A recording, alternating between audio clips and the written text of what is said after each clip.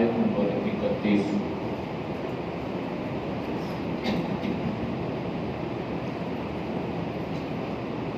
آیت نمبر 31. اعوذ باللہ من الشیطان الرجیم. بسم اللہ الرحمن الرحیم. بات چل رہی تھی کہ اللہ نے اہل ایمان مردوں کو حکم دیا کہ اپنی نگاہوں کو پست رکھو، اپنی شرمگاہوں کی حفاظت کرو. یہ تمہارے لیے زیادہ پاکیزگی ستھرائی ہے، اور جو تم کرتے ہو اللہ اس سے باخبر ہے.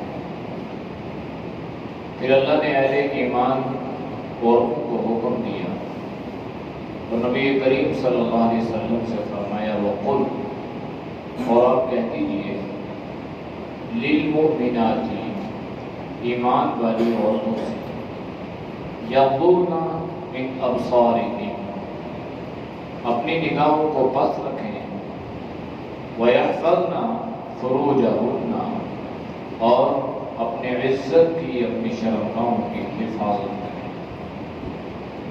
وَلَا يُبْدِينَ زِينَتَهُنَّ إِلَّا مَا ظَهَرَ مِنْهَا. یہ تیسرا حکم ہے.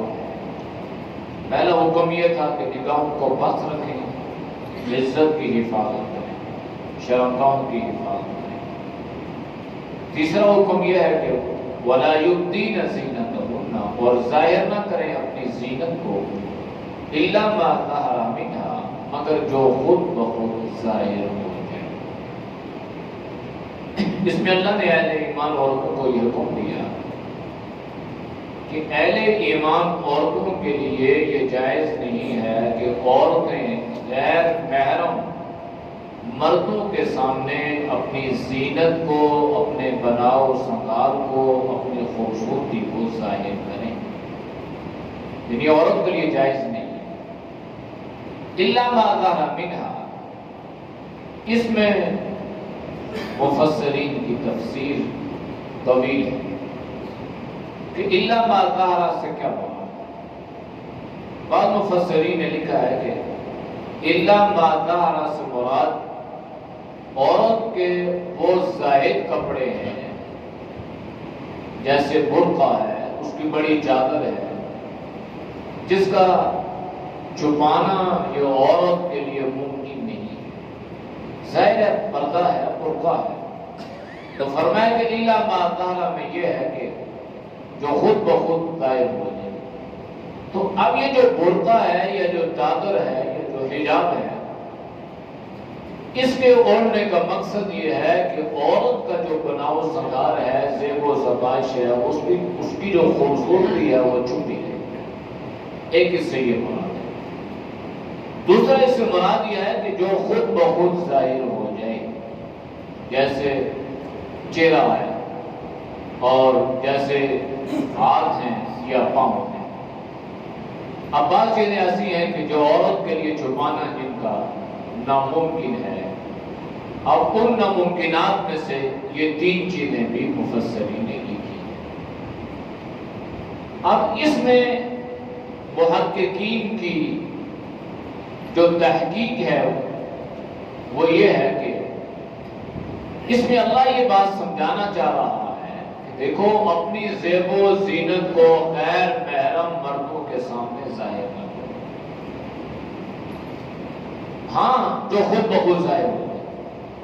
تو اس سے مراد یہ ہے کہ کچھ زیب و زبائش زینت تو ایسی ہے کہ جو سوائے اپنے شوہر کے کسی پر ظاہر کرنا جائز نہیں ہے. وہ چاہے محارم ہی رشتہ دار کیوں نہ ہو، ان کے لیے بھی جائز نہیں. لیکن تین چیزیں ایسی ہیں کہ محرم مردوں کے سامنے، جو اس کے رشتہ دار محرم مرد ہیں، ان کے سامنے یہ تین چیزیں کھول سکتی ہے اور اس میں کوئی گناہ نہیں ہے. نمبر 1 چہرہ ہے، نمبر 2 ہاتھ ہے، اور نمبر 3 پاؤں ہے. اب الا ما ظہر سے یہ تین چیزیں مراد ہیں، ہاتھ، پاؤں اور چہرہ. لیکن جو محققین نے تحقیق سے اس بات کو ثابت کیا کہ اگر اس سے مراد عمومی لے جائے کہ عمومی طور پر عام مردوں کے سامنے آپ چہرہ کھول سکتی ہیں یا ہاتھ آپ ان کے سامنے ظاہر کر سکتی ہیں یا پاؤں آپ ان کے سامنے ظاہر کر سکتی ہیں، تو پھر سوال ہوگا کہ انسان کی جو زیب و زینت ہے، جو خوبصورتی ہے، جو حسن و جمال ہے، وہ تو اس کے چہرے سے ظاہر ہے۔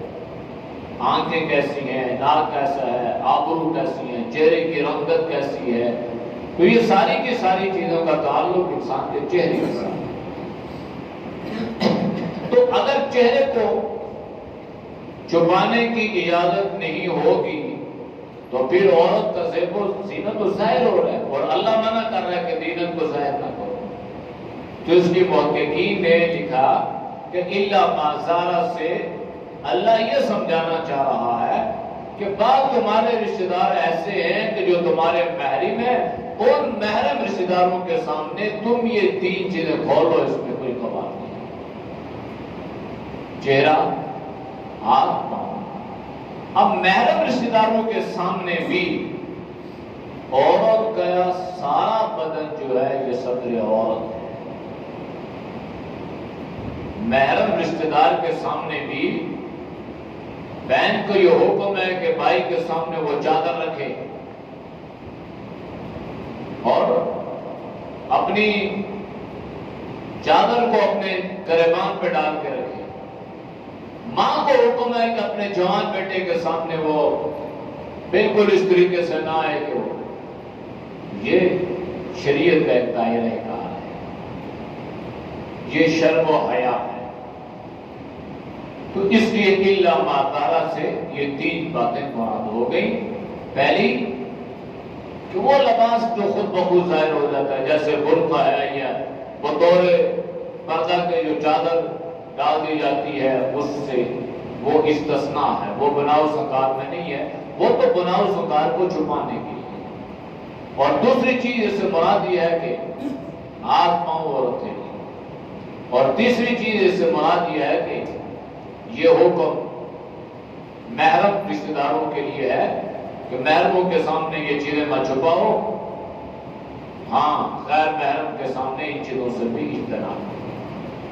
چونکہ بات محققین نے لکھا ہے کہ اگر فتنے کا زمانہ نہ ہو، حرج کا زمانہ نہ ہو، تو پھر عورت اگر اپنے چہرے کو غیر محرم مرد کے سامنے کھولتی ہے تو مرد کو یہ حکم ہے کہ یہ غضوا من ابصارہم، وہ اپنی نظر نیچے رکھے، عورت کھول لے، مرد بس رکھے۔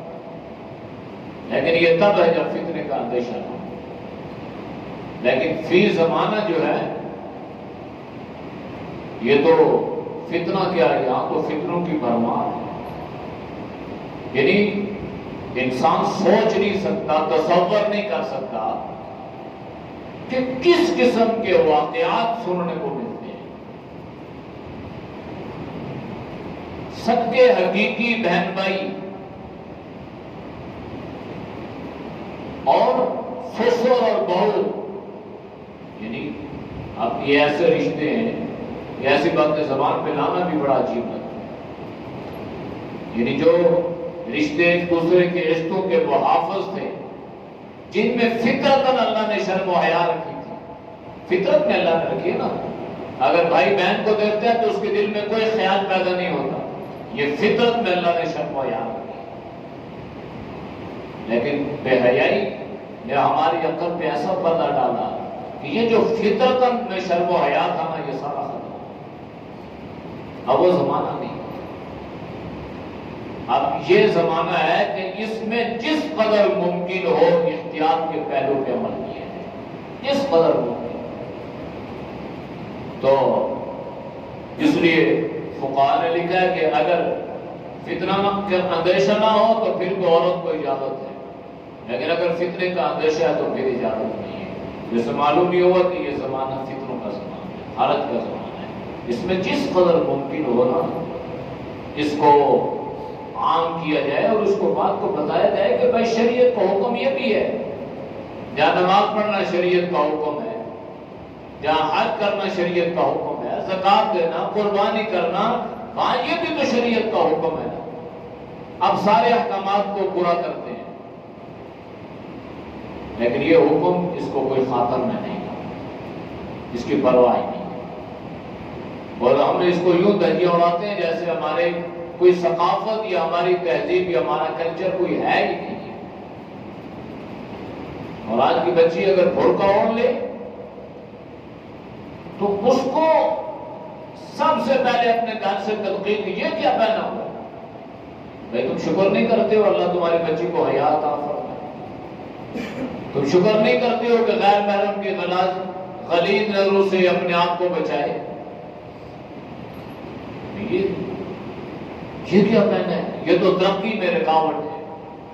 تو یہ جو غیر مسلموں کی زبان ہے نا، وہ آج ہم مسلمان بول رہے ہیں. تو پردہ جو ہے یہ دھیان میں رکھیے گا، یہ قطعی طور پہ کسی ترقی کے راستے میں رکاوٹ نہیں ہے. کوئی بچی جتنا آگے جانا چاہے وہ پردہ ہو کے جائے، وہ بالکل جا سکتی ہے، بلکہ وہ بہتر نظروں سے جا سکتی ہے. اس کو ہر جگہ اللہ عزت عطا فرمائے گی، رسپیکٹ ملے گی اس کو. اور یہ حقیقت ہے. اگر ایک طرف سے شرم و حیا کا یہ حالت، تو دوسری طرف سے یہ بھی ہے کہ ایسی بچیوں کی حوصلہ افزائی، ان کو عزت، ان کی رسپیکٹ کرنے والے بھی بہت ہیں. اس لیے اس چیز کو عام کرنے کی ضرورت ہے، اور معاشرے میں یہ سبق یاد کروانا کہ بھائی جس طرح باقی احکامات ہیں نا، یہ بھی اللہ کا حکم ہے کہ بھائی پردہ کرو، اپنے آپ کو چھپاؤ، اپنے رشتوں کی حفاظت کرو، اپنے آپ کو لوگ غیر محرم کے سامنے ظاہر مت کرو. حضرت فاطمہ رضی اللہ عنہا نے کیا فرمایا تھا؟ عجیب جملہ آپ نے فرمایا کہ جب میں فوت ہو جاؤں تو میرا جنازہ دن کو نہیں رات کی تاریکی میں اٹھانا، یعنی میرے جنازے کی چارپائی پہ بھی کسی غیر محرم مرد کی نظر نہ پڑے. حالانکہ شریعت میں جائز ہے، لیکن احتیاط، تقویٰ، طہارت. اور اس لیے مفسرین نے لکھا ہے کہ جب حضرت فاطمہ رضی اللہ عنہ پل صراط پہ سے گزرے گی تو اللہ علیہ ایمان کہ اپنی نظریں نیچے کر لو. اللہ نظام ایسا ہے، وہاں کوئی نظر نہیں آئے گی. کون جا رہا ہے؟ ہر انسان کو نفس نفسی، لیکن اللہ عزت عطا کرنا کہ دنیا میں ایسا کیا تو آخرت میں بھی دیکھو. وہاں پہ اللہ علیہ ایمان کو حکم دے گا نظریں نیچے کرو، حضرت فاطمہ پل صراط پہ سے گزرنے. یہ بڑی اہم چیز ہے. الا ما ظہر منہا، اس چیز کو معاشرے میں عام کرنے کی ضرورت ہے، اور اپنے گھروں میں یہ سبق جو بھول چکے ہم یاد کروانا کہ بھائی پردہ کس سے ہے. ہم اتنے کے گزرے ہیں نا دینی اعتبار سے، ہم اتنے پسماندہ ہیں کہ ہمیں نہیں پتا کہ ہمارے لیے محرم کون ہے اور غیر محرم کون. یہ کنسپٹ، یہ تصور ختم ہو گیا. اس لیے تمیز ہونی چاہیے، فرق ہونا چاہیے، پتہ ہونا چاہیے، اپنے بچے کو بتانا چاہیے بھائی کس کے ساتھ ہاتھ ملانا جائز ہے، کس کے ساتھ جائز نہیں ہے، کس سے دلاسا لینا جائز ہے، کس سے جائز نہیں ہے، کس کے سامنے جو وہ کس طریقے سے آنا ہے اور کس کے سامنے نہیں آنا. تو یہ ساری چیزیں بتانے کے لیے بچے کو کیا پتہ، وہی انکل اور وہی ماموں اور وہی بھائی، اور بچیاں اسی ماحول میں فرمان چل رہی ہیں تو بچیاں تو سمجھیں گی کہ بھائی یہ تو میرا چاچا ہے اور یہ تو ماموں ہے، لیکن حقیقت میں تو وہ چاچا یہ ماموں تو نہیں ہے. اب یہ بدلانا ہے، یہ سمجھانے کی ضرورت ہے. کس کے ساتھ موٹر سائیکل میں بیٹھ کے جانا ہے، کس کے ساتھ نہیں جانا، کون محرم ہے کون محرم نہیں ہے، یہ ساری چیزیں بدلانے کی ہیں. اور جب یہ بدلائیں گے، اس کو عام کریں گے تو پھر ہم کہتے ہیں حکومت یہ کرے وہ کرے. ہم نے اپنے لیے کیا کیا؟ ہم تو یہ معمولی چھوٹی سی بات اپنے گھروں میں نہیں لا سکتے. یہ پردہ کوئی ایسی چیز تو نہیں ہے، ہماری تہذیب ہے، ثقافت ہے. وَلْيَضْرِبْنَ بِخُمُورِهِنَّ عَلَى جِيُوبِهِنَّ. اب تاکیداً اللہ نے یہ فرمایا کہ وَلْيَضْرِبْنَ، اور اوڑھ لیں، بِخُمُورِهِنَّ، خمار کہتے ہیں بڑی چادر کو، اور جیوب کہتے ہیں گریبان کو. یعنی اپنی چادریں اپنے اوڑھنیوں پر، اپنے گریبانوں پر ڈال دیں۔ یہ محرم کے سامنے بھی ہے اور غیر محرم کے سامنے بھی ہے۔ محرم کے سامنے عورت کا سر کھلا ہو کوئی حرج نہیں، لیکن اگر بچی جوان ہے اور چادر اس کے نہ ہو تو یہ حرج، یہ گناہ ہے۔ بچی اگر جوان ہو اور اس کے گریبان پہ چادر نہ ہو، بھائی کے ساتھ، یہ بھی گناہ ہے۔ یہ چیزیں بتلانے والی ہے نا، سر ننگا ہے کوئی گناہ نہیں ہے۔ میں نے بتایا کہ عورت کا سارا بدن جو ہے نا، یہ صدر عورت ہے، سوائے ہاتھ پاؤں اور ہتھیلی، چہرہ، یہ محرم کے سامنے۔ تو وَلْيَضْرِبْنَ بِخُمُرِهِنَّ عَلَى جُيُوبِهِنَّ، زمانے جاہلیت میں عورتیں کیا کرتی تھیں؟ چادریں جو ہے نا سر پہ رکھتی اور اس طرح ڈال کے، جیسے آج بھی ہمارا جو کشمیر ہے نا، کشمیر، یا آپ نے اکثر شاید ٹی وی پہ دیکھا ہو جیسے، تو وہاں پہ اسی طرح ہے، وہ چادریں یوں باندھ کے اس طرح پیچھے پھینک دیتی ہے۔ تو یہ زمانے جاہلیت میں تھا، اور ان کے بناؤ سنگار جسم سارا نظر آتا ہے۔ تو یہ جاہلیت، زمانے جاہلیت میں ایسا تھا، چادریں یوں باندھ کے پیچھے ڈالتے۔ اللہ نے اہل ایمان کو حکم دیا کہ سر پہ چادر رکھو اور اس طریقے کی چادر رکھو کہ جس سے آپ کا جسم چھپ جائے، اور اس طریقے سے اپنے گریبان پہ اس چادر کو ڈالو۔ اور یہ حکم اللہ نے ازواج مطہرات کو بھی دیا، اور یہ حکم اللہ نے آپ صلی اللہ علیہ وسلم کی بیٹیوں کو بھی دیا۔ یا ایھا النبی قل لازواجک وبناتک ونساء المؤمنین یدنین علیہن من جلابیبہن۔ جلابیب کہتے ہیں موٹی چادر، یعنی چادر اس انداز کی ہو کہ انسان جب اس کو ڈالے تو اس سے اس کی زیب و زینت ظاہر نہ ہو۔ یہ اصل علت ہے برقع۔ ہمارے یہاں بات بچیاں برقع پہ ڈالتی بھی ہیں تو اس طریقے کا ماڈریٹ قسم کا کہ جس سے جو مقصد ہے وہ فوت ہو جاتا ہے۔ اس کا مقصد یہ ہے کہ بناؤ سنگار یا زیب و زینت ظاہر نہ ہو، لیکن اگر وہ ڈالا اور اس سے زیب و زینت ظاہر ہو رہی ہے تو پھر اس کا فائدہ نہیں۔ اصل علت یہ ہے برقع کی کہ تم اپنے آپ کو غلط لوگوں کے خیالات سے بچاؤ، اور خود بھی گنہگار نہ ہو اور دوسروں کو بھی گنہگار نہ ہو۔ اس لیے اللہ نے یہ حکم دیا وَلْيَضْرِبْنَ بِخُمُرِهِنَّ عَلَى جُيُوبِهِنَّ، کہ تمہیں چاہیے کہ تم کیا کرو، اپنی چادروں کو اپنے گریبان پر ڈال دو۔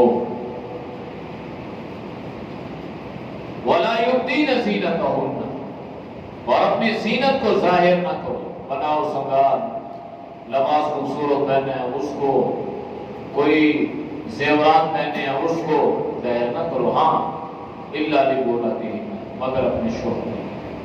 آج معاملہ حدیث میں یہ ہے کہ جو عورت اپنے شوہر کے لیے تیار ہو اور شوہر اس کو دیکھ کے خوش ہو، اور جب شوہر اس کو بلائے تو وہ فوراً اس کے پاس آئے، تو اللہ کے نبی نے فرمایا کہ یہ تو جنتی ہو گئی۔ لیکن آج زمانہ کیا ہے، عورتیں اپنے شوہر کے لیے نہیں تیار ہوتی، غیر مردوں کے لیے تیار۔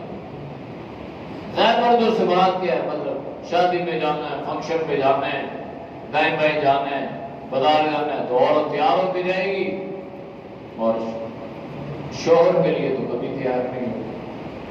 حکم کیا ہے شریعت کہ عورت کو چاہیے کہ وہ شوہر کے لیے تیار۔ تو یہ باتیں ایسی ہوتی ہیں کہ یہ باتیں بتانے والی ہوتی ہیں، اگرچہ ان باتوں کا تعلق شرم و حیا کے ساتھ ہے، لیکن یاد رکھیے کہ دین ہمارا کیا کرتا ہے، جو شرم و حیا والی باتیں ہیں ان کو لوگوں کے سامنے اور اپنے دور سباب اور اپنے اس کے سامنے، تاکہ اس کو انسان فالو کرے، اس پہ عمل کرے۔ اب عورت کو کبھی ہے کہ شوہر کے لیے تیار ہو، کوئی تیار نہیں، اور حکم یہ ہے کہ غیر مردوں پہ اپنی زینت ظاہر نہ کرو، کرتی ہے۔ تو یہ حکم دیا کہ زینت ظاہر نہ کرو الا لبولتہن، مگر اپنے شوہر کے لیے۔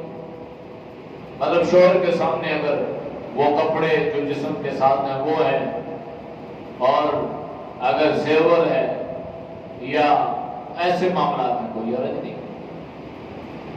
او ابائی، اپنے والد صاحب سے بھی کوئی پردہ نہیں، ان کے سامنے آؤ لیکن عزت کے ساتھ آؤ. کم از کم چادر جو ہے یہ اپنے سینے پہ اور اپنے گریبان پہ ہونی چاہیے. بھائی کے سامنے عورت جائے تو اس ترتیب سے جائے، جوان بچہ ہو تو اس کے سامنے اس ترتیب سے جائے. او آبائی بعولتی، اور اپنا شوہر کے جو باپ ہے یعنی سسر. یہاں پر بھی عجیب معاملہ ہے. اب سارے سسر ایک طرح کے نہیں ہوتے. اکثر سسر جو ہیں آپ میں سے اکثر ماشاءاللہ، تو آپ تو اپنی بہو کو بچی کی نظر سے دیکھتے ہیں، جیسے بیٹی ایسے بہو. وہ آپ کی عزت، وہ آپ کے لیے ساری زندگی. اگر آپ کا بیٹا آپ کی بہو کو چھوڑ بھی دے گا لیکن تب بھی وہ آپ کی محرم رہے گی ساری زندگی.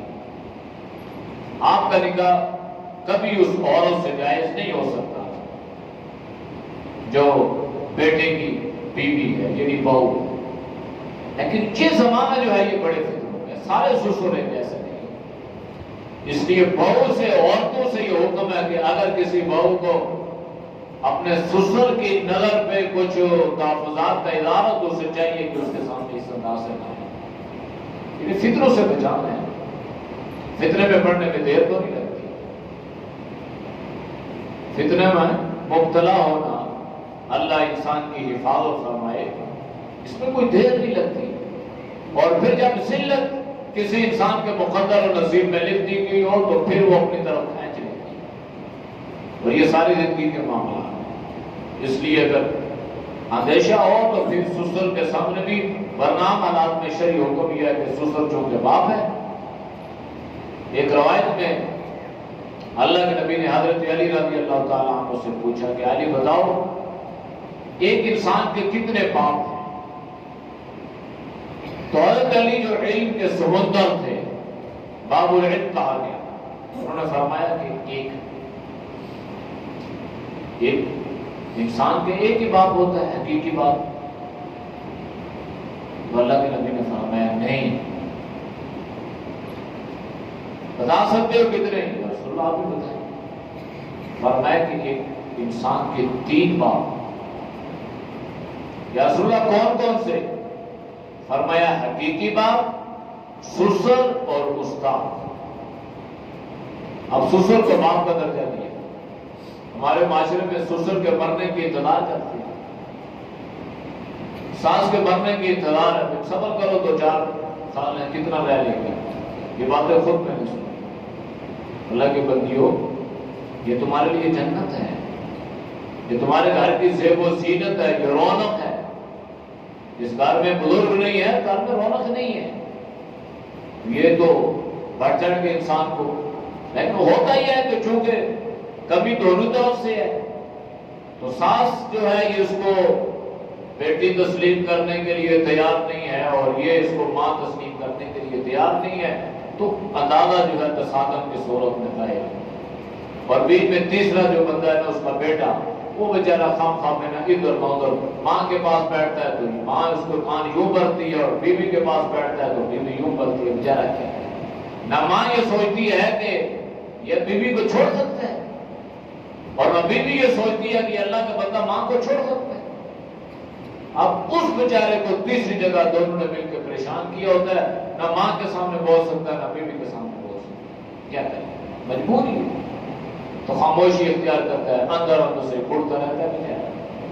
تو اس لیے یہ دین کا فقدان ہے نا، دین کی کمی ہے. اگر ساس کو بتاؤ کہ میری بیٹی ہے، اور بیٹی کو بتاؤ کہ یہ میری ماں ہے، یہ میرا باپ ہے، اور میرا اب یہ گھر ہے اور میرے اوپر ان کا حق ہے یہ میرے کی خدمت.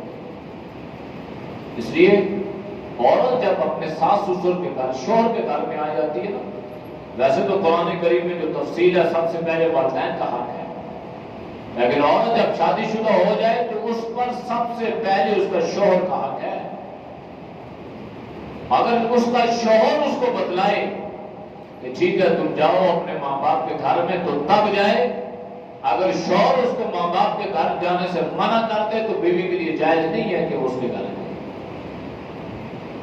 ایک روایت ملتی ہے،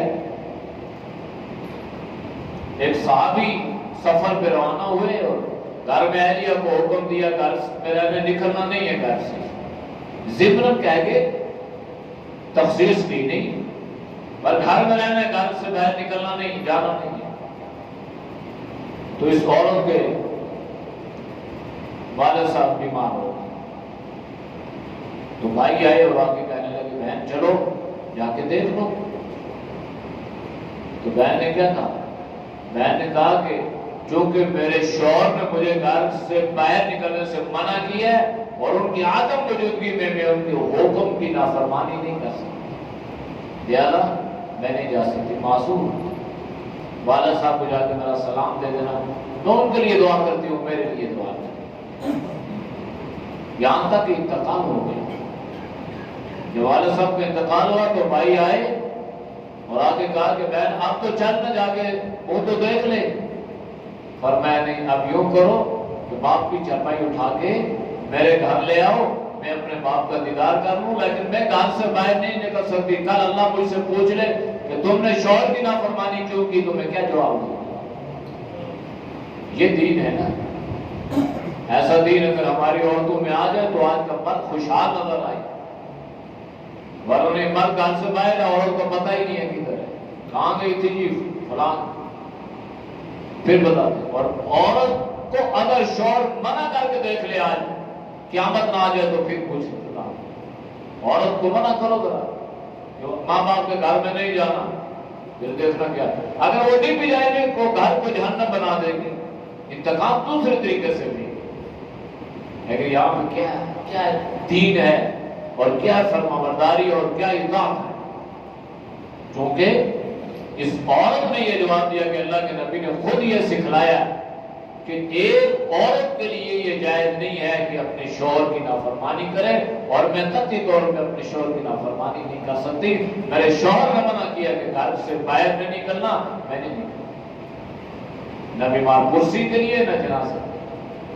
چارپائی گھر میں لائے گی، یہاں بیٹی نے اپنے باپ کو دیکھا۔ تو اصل دین اور اصل شریعت ہے۔ ہم تو اپنی مرضی سے دین بنا لیں، جو اچھا لگتا ہے کہتے ہیں ٹھیک ہے، جو تھوڑا سا ناقابل کہتے ہیں خیر ہے کوئی نہیں، اللہ معاف کرنے والا ہے۔ اور اللہ تو معاف کرتا ہے، لیکن کوئی عمل کا جذبہ تو ہو نا ہمارے، تو یہ اطاعت نہیں۔ ایک حدیث میں اللہ کے نبی نے فرمایا کہ وہ عورت جس کا شوہر اس سے ناراض ہوئے اور وہ اپنا بستر الگ کر دے، اتنے سخت الفاظ اللہ کے نبی نے بیان فرمائے کہ اس عورت پر فرشتے اور یہ اللہ کی مخلوق ساری رات لعنت کرتی ہے، وہ ملعون ہو گئی۔ اب یہ اللہ کے نبی نے فرمایا، تو یہ کون بتلائے گا، یہ کون سمجھائے گا؟ اس لیے اللہ کے نبی نے یہ فرمایا نا کہ اپنی عورتوں کو سورہ نور سکھلاؤ، بھائی انہیں تفسیر دو، جا کے یہ پڑھو کیا اللہ کا قرآن کیا کہہ رہا ہے۔ باقی تفسیروں میں کوئی اختلاف نہیں ہے، وہ جو اختلاف ہے نا وہ مسائل میں ہے، وہ اس میں نہیں ہے، تو اس لیے پریشانی والی بات میں نہیں ہے۔ کس کی تفسیر جس کی بھی ملتی ہے اٹھا کے دو، بھائی سب مفسرین یہ لکھ رہے ہیں تو یہاں پہ یہ عمل کرنا، یہاں پہ یہ نہیں کرنا۔ پھر تخصیص اللہ نے کی، لِبُعُولَتِهِنَّ او آبائی بُعُولَتِهِنَّ او ابنائِهِنَّ، اپنے بیٹوں کے سامنے، او ابنائی بُعُولَتِهِنَّ، اور اپنے بھتیجوں کے سامنے، او اخوانِهِنَّ، بھائیوں کے سامنے، او بنی اخوانِهِنَّ۔ اچھا یہ جو او ابنائی بُعُولَتِهِنَّ، ابنائی بُعُولَتِهِنَّ یعنی اگر شوہر کے دوسرے بیٹے ہیں نا تو یہ بھی اس عورت کے لیے جو ہے نا یہ محرم، اس کی اولاد اس کے لیے محرم، اس لیے کہ باپ کی منکوحہ سے اس کی اولاد کے لیے ساری زندگی نکاح کرنا جائز نہیں ہوتا، تو جس کے لیے نکاح جائز نہیں ہوتا تو وہ اس کی محرم ہوتا ہے۔ اسی طرح بھانجے ہیں، او بنی اخواتہن او نسائہن، یا عورتیں آپ یعنی عورت کے سامنے جا سکتی ہیں، یہ عورت کے سامنے جا سکتی ہے، اس میں بھی مفسرین نے عجیب تو عجیب بیان کی ہے۔ بھائی عمومی طور پر ایک عورت دوسری عورت کے سامنے جائے، اس کے گلے میں چادر بھی نہ ہو، بنا و سنگار بھی کیا ہو تو جائز ہے عورت کے سامنے۔ لیکن اگر ایک عورت فتنے والی ہو یا بے حیائی کی طرف راغب کرنے والی ہو تو پھر حیادار عورت کو حکم ہے کہ اس بے حیا عورت سے پردہ کرے۔ یہ شرعی حکم فقہاء نے لکھا ہے کہ ایک عورت باپردہ ہے، حیادار ہے، اور ایک عورت بے حیائی میں مرتکب رہتی ہے، تو فرمایا کہ اس حیادار عورت کے لیے حکم ہے کہ اس بے حیا عورت سے پردہ کرے، اس لیے کہ یہ بے حیا عورت اس کو اپنی طرف مائل کرے گی نا، کیونکہ یہ تو نے کیا کپڑے پہنے ہوئے ہیں، لوگ برانڈ پہن رہے ہیں، یہ کیا پہنے ہیں، یہ تو نے کیا میک اپ کیا ہوا ہے، پینٹو کی پینٹیں لگ رہی ہے اور آج دنیا چاند پہ پہنچ گئی اور تم ادھر ہی بیٹھی ہو، تو یہ اس کی ذہن سازی کریں گے۔ اسی شریعت نے حکم یہ دے دیا کہ اگر کوئی عورت جس قسم کی ہو تو اس سے بھی عام عورتوں کو چاہیے کہ وہ اپنے آپ کو بچائیں، ورنہ یہ جو اسٹیج پہ عورتیں ناچتی ہیں، ڈرامے اور یہ سارے، ہمارے بچے جو اسکول کی چھوٹے چھوٹے بچے ان کو دیکھ کے فالو نہیں کرتے، دیکھ کے ناچتے نہیں ہیں، وہ اس طرح کا لباس نہیں پہنتے۔ یہ جو فیشن ڈریسر ہوتے ہیں یہ بے حیائی لباس لے کے آتے ہیں اور کیا سارا عورتیں اس لباس کو فالو نہیں کرتے، اس لیے جب پردہ ہوگا تو انسان ان سے اپنے آپ کو بچا کے رکھے۔ آگے تفصیل ہے انشاءاللہ وہ اس کی کل۔ الحمدللہ رب العالمین والصلاة والسلام علی خیر خلق محمد وعلی آلہ وصحبہ اجمعین۔ یا اللہ ہم سب کے سگرت کے رکھنا ہم کو معاف فرما، گناہ سے حفاظت فرما، نیک اعمال کی توفیق نصیب فرما۔ اے اللہ بڑے ناصر بڑے ناصر، اللہ ہم سب کی حفاظت فرما۔ یا اللہ تو ہم سب کو شرم و حیا والی زندگی نصیب فرما۔ اے اللہ ایمان پاکیزگی اور طہارت والی زندگی نصیب فرما۔ بے حیائی سے، فحشی سے اور ریائی سے اللہ ہماری بھی، یا اللہ ہماری ماؤں اور بہنوں کی حفاظت فرما۔ اے اللہ انہیں حیا پردے والی زندگی نصیب فرما۔ حضرات صحابیات کو بنات نبی صلی اللہ علیہ وسلم کو اللہ ان کو فالو کرنے کی توفیق نصیب فرما۔ اے ارحم الراحمین تو ہم سب کو تقوی طہارت والی، علم اور عمل والی زندگی نصیب فرما۔ یا اللہ جتنے دو سبا بزرگ تیرے رضا کے لیے کر سکتے ہیں، اللہ ان کے سننے کو قبول فرما، سننے کے بعد اللہ عمل کی توفیق نصیب فرما۔ یا اللہ اس کی اشاعت اور تبلیغ کرنے کی سعادت نصیب فرما۔ یا اللہ ہماری دعاؤں کو اپنی برکات میں قبول فرما، بیماروں کو شفا عطا فرما، جو پریشان حال ہیں اللہ کی پریشانی کو دور فرما۔ آمین بحرمت نبی کریم وصلی اللہ تعالی علی نبی وعلی آلہ وصحبہ اجمعین برحمتک یا